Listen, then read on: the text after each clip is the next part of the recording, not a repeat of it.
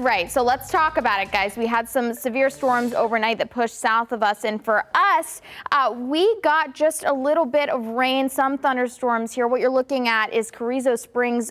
Viewers sit in this photo. Thank you to our loyal viewers here for tiny hail that they picked up south of us there. We didn't get any here in San Antonio. In fact, I want to show you what we did get. A good amount of rain, heavy downpours. So that helps out our drought monitor. But that storm activity is pushing southeast, and they're starting to weaken along with that dry line. This cold front is going to stick around. In fact, we're going to see breezy winds all day and very cold temperatures. Because of those breezy winds, that wind chill is going to feel like it's 30 degrees out there this morning, guys. So coat is necessary. 45 degrees, 15 miles per hour. Very gusty winds as well. 46 miles per hour for us. And that's the story across the region. We have a wind advisory in effect until noon, and we have more precipitation back to back throughout the weekend that we are definitely going to talk about coming up here in just a few minutes. But for now, let's go ahead and check in with our traffic and see just how everything's looking out there. I know it was fine earlier, Sarah, but are things still slow right now? Yeah, Maggie, things are looking really good here at I-35 at Cesar Chavez.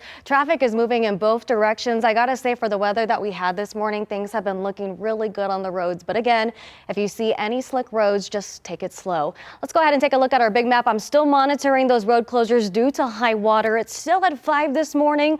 Most of them are going to be on the north side, but one is also on the south side. Here's a look at those closures.